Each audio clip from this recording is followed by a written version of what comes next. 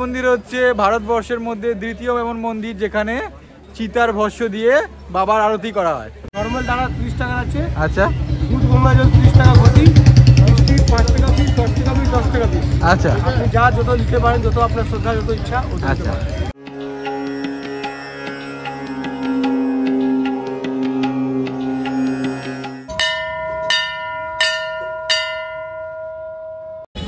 Hello বন্ধুরা, আমি Shibnath. Welcome to our channel care of Kolkata. তোমরা টাইটেল আর থাম্বনেল দেখে হয়তো বুঝেই গেছো যে আজকে আমরা কোথায় এসেছি। এই যে দেখো, আমাদের পিছনে দেখা যাচ্ছে ভূতনাথ মন্দির। এখানে গঙ্গার ঘাটটা, তার পিছনে ওখানে ভূতনাথ মন্দির তোমরা দেখতে পাচ্ছ। তো এই ভূতনাথ মন্দির হচ্ছে ভারতবর্ষের মধ্যে দ্বিতীয় এমন মন্দির যেখানে চিতার ভস্য দিয়ে বাবার আরতি করা হয়। প্রথমটা হয় হচ্ছে তোমাদের উজ্জয়িনীর মহাকাল মন্দিরে, আর দ্বিতীয়টা হচ্ছে এই আমাদের ভূতনাথ মন্দিরে যেখানে চিতার ভস্য দিয়ে আরতি করা হয়। তো আজকে আমরা চলে এসেছি মন্দিরে, তোমাদের সমস্ত ডিটেল ইনফরমেশন জানাবো, কিভাবে তোমরা মন্দিরে আসবে, কখন কখন মন্দিরের টাইমিং খোলা থাকে, কিভাবে তোমরা পুজো দেবে, সমস্ত ডিটেলসে তোমাদের জানাবো। তোমরা ডিটেলসে জানবার জন্য ভিডিওটা একটু স্কিপ না করে প্রথম থেকে শেষ অবধি পুরোটা দেখতে থাকো। আর যদি তোমরা চ্যানেলে নতুন হয়ে থাকো তো একটা সাবস্ক্রাইব করে দিও, আর যদি ভিডিও ভালো লেগে থাকে লাইক আর শেয়ার অবশ্যই করে দিয়ে আমাদের পাশে থেকো। তো এবার তোমাদের সাথে শেয়ার করি তোমরা কিভাবে আসবে বাবা ভূতনাথের মন্দিরে। তো বাবা ভূতনাথ মন্দিরে আসার জন্য তোমাদের অনেকগুলো ওয়ে আছে। তোমরা ট্রেনে করে আসতে পারো, তোমরা বাসে করে আসতে পারো, তোমরা মেট্রো করে আসতে পারো, তোমরা জলপথ মানে ফেরি বা নৌকা সার্ভিস করেও তোমরা আসতে পারো বাবা ভূতনাথের মন্দিরে। তো প্রথম থেকেই বলি, তোমরা যদি হাওড়া থেকে আসার চেষ্টা করো তাহলে হাওড়া থেকে আসলে তোমরা সব থেকে ইজিয়েস্ট ওয়ে হচ্ছে ফেরি ধরে নেওয়া। ফেরি ধরে নিয়ে তোমরা একদম শোভাবাজার লঞ্চ ঘাটে নামবে। শোভাবাজার লঞ্চ ঘাট থেকে 4 থেকে 5 মিনিটের হাঁটা পথে তোমরা এই মন্দিরের অ্যাক্সেস পেয়ে যাবে। এছাড়া তোমরা যদি ট্রেনে করে আসতে চাও, মানে তোমরা যদি ট্রেন লাইন ধরে আসতে চাও, তাহলে তোমরা ভারতীয় চক্র রেল ধরতে পারো। ভারতীয় চক্র রেল ধরে একদম শোভাবাজার স্টেশনে নামবে। শোভাবাজার স্টেশন থেকে নেমে ওই 4 থেকে 5 মিনিটের হাঁটা পথে তোমরা পেয়ে যাবে বাবা ভূতনাথের মন্দির। এছাড়া তোমরা যদি মেট্রো করে আসতে চাও, তাহলে মেট্রো করে আসলে শোভাবাজার সুতানতি মেট্রো স্টেশনে তোমরা নামবে। ওখান থেকে একটা অটো করে তোমরা ডাইরেক্ট চলে আসবে আইটলা ঘাটে। আইটলা ঘাট থেকে ওই 3 থেকে 4 মিনিটের হাঁটা পথেই তোমরা মন্দিরে অ্যাক্সেসটা পেয়ে যাবে। এছাড়া তোমরা যদি শিয়ালদা থেকে কেউ আসতে চাও, তাহলে শিয়ালদা থেকে ডাইরেক্ট বাস ধরবে মানিকতলাগামী। মানিকতলাগামী যে কোনো বাস ধরে মানিকতলায় তোমরা নামবে, এবং মানিকতলায় নেমে ওখান থেকে ডাইরেক্ট একটা অটো ধরবে। অটো ধরে তোমরা একদম নিমতলায় এসে নামবে। এইখান থেকে 2 মিনিটের হাঁটা পথে তোমরা মন্দিরটা পেয়ে যাবে। দেখো, এখানে পুজো দেওয়ার জন্য তোমরা এখানে সমস্ত রকম দোকানপাট পাবে, যেখান থেকে তোমরা বিভিন্ন পুজোর ডালা সংগ্রহ করে তোমরা বাবার পুজো দিতে পারবে। আজকে আমরা ডালা নিচ্ছি দাদার দোকান থেকে।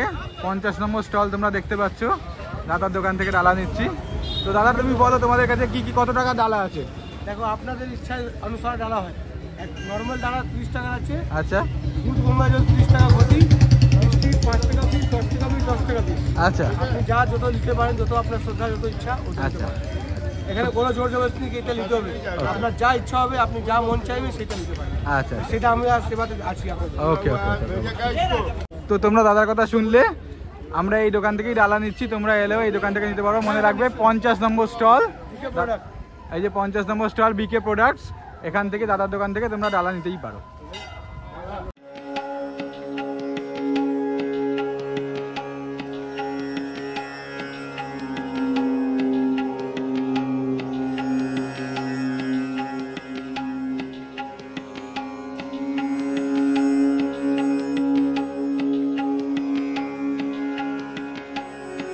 তোমরা এখান থেকে কপালের টিকাও লাগিয়ে নিতে পারো।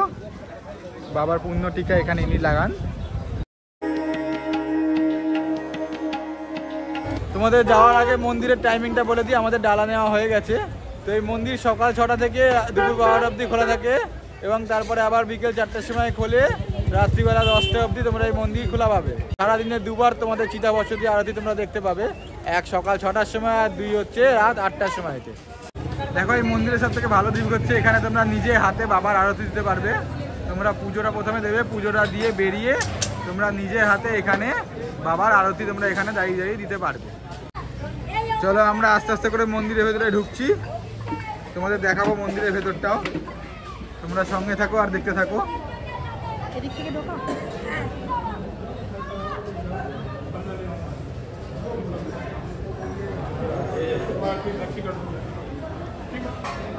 এখন মন্দিরের ভেতরে ঢুকেই তোমরা ওপরে দ্বাদশ জ্যোতির্লিঙ্গ তোমরা দেখতে পাবে, ওই দেখো।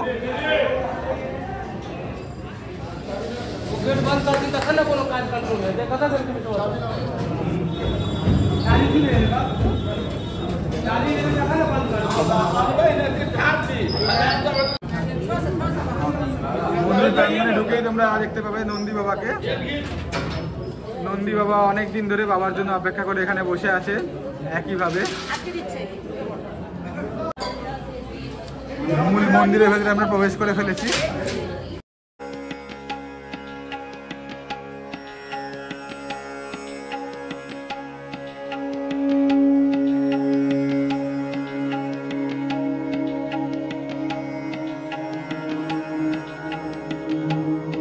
বাবার মন্দির থেকে বেরিয়ে বাবার মন্দিরের পিছন দিকে এই বড় হোমকুণ্ডটা আছে।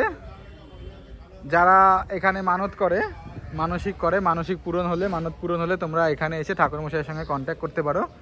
এখানে হোম যজ্ঞ দিয়ে তোমাদের জন্য পুজো করে দেওয়া হবে। ঠাকুরমশাই এখানে বসে আছেন, তারা এখানে যত্ন সহকারে হোম যজ্ঞ পুজো করে সকলের মনস্কামনা পূর্ণ করছেন এতদিন ধরে।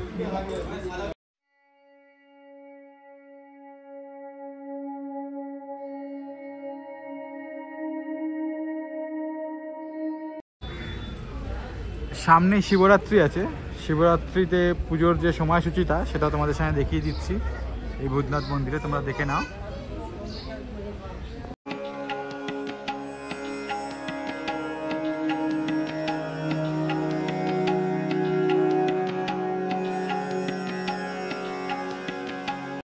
মন্দির প্রাঙ্গণ থেকে এখন আমরা বেরিয়ে পড়েছি।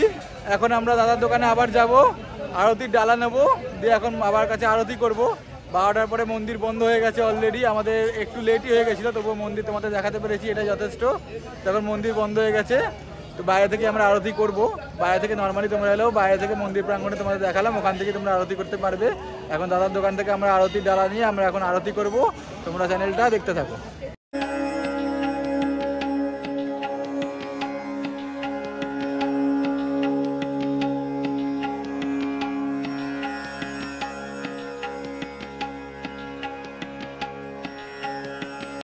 তোমরা দেখতেই পেলে আমরা আরতি করে বেরোলাম মন্দির প্রাঙ্গণ থেকে। ওই যে ছোট্ট আমাদের সাথে কিন্তু ফটো তুলতে বলে ঘুরে বেড়াচ্ছিল, এখন পালাচ্ছে দেখো। ও অনেকক্ষণ ধরে ঘুরছিল আমাদের সাথে ভিডিওতে আসবে বলে, তো এলো না, লজ্জা পেয়ে চলে গেল। তো যাই হোক, তোমরা দেখতে পেলে আমরা আরতি করে বেরোলাম এখন। বাবা ভূতনাথের মন্দিরে তোমরা যদি ভস্য দিয়ে আরতি দেখতে চাও, মানে চিতার ভস্য দিয়ে তোমরা যদি আরতি দেখতে চাও, তাহলে তোমাদের হয় সকাল 6টায় আসতে হবে, না হলে কিন্তু রাত্রিবেলাতে 8টার সময় আসতে হবে। 4টের সময় মঙ্গল আরতি করে গেট খোলা হয়, বাবার গেট খোলা হয় 4টের সময় মঙ্গল আরতি করে। তারপরে শয়ন থেকে বাবাকে জাগ্রত করা হয়। তারপর 6টার সময়, ঠিক সকাল 6টার সময়তে চিতার ভস্য সহযোগে বাবার আরতি আরও একবার করা হয়। তারপরে আবার রাত্রি 8টার সময় চিতার ভস্য সহযোগে আরতি করা হয়। দিয়ে রাত্রি 10টার সময় বাবাকে গাজার কলকে ও গাজা নিবেদন করে বাবাকে শয়ন করা। বাবা ভোলানাথের মন্দির থেকে বেরিয়ে তোমরা পাশে পাবে সাক্ষী হনুমান মন্দির। তোমরা এখানে গিয়ে হনুমানজি দর্শন করতে পারবে। আমরা এখন যাচ্ছি সাক্ষী হনুমান মন্দিরে।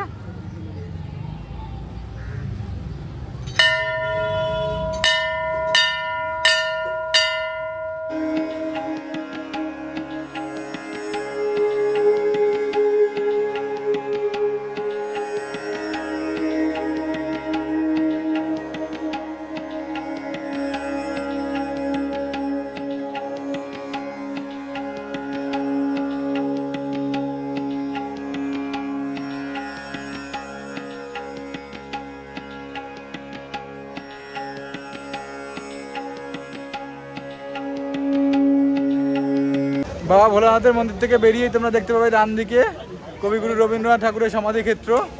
তোমরা রবীন্দ্রনাথ ঠাকুরের সমাধিক্ষেত্রটা ঘুরে দেখতে পারো, তোমাদেরকে নিয়ে যাচ্ছি, চলো আমাদের সাথে।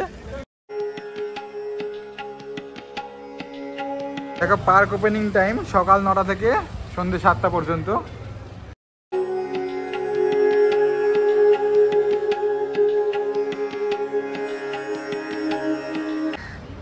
এটাই রবীন্দ্রনাথ ঠাকুরের সমাধিক্ষেত্র, তোমরা দেখতে পাচ্ছ।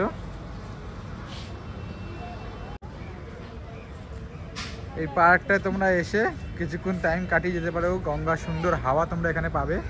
বিশেষ করে তোমরা যদি বিকেলবেলাতে আসো একটা সুন্দর হাওয়া তোমরা পাবে। এখন দুপুরবেলাতে ভরা রোদ, ওখান দিয়ে দেখো কি সুন্দর লাগছে হাওড়া ব্রিজটা।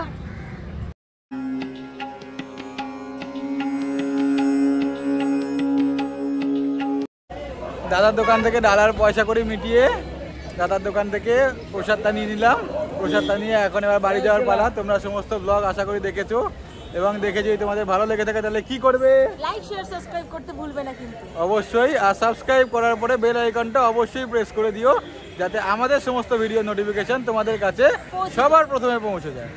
ঠিক আছে, আজকের মতো এই পর্যন্তই। আবার দেখা হচ্ছে অন্য কোনো ব্লগে। টাটা, সবাই ভালো থেকো, সুস্থ থেকো।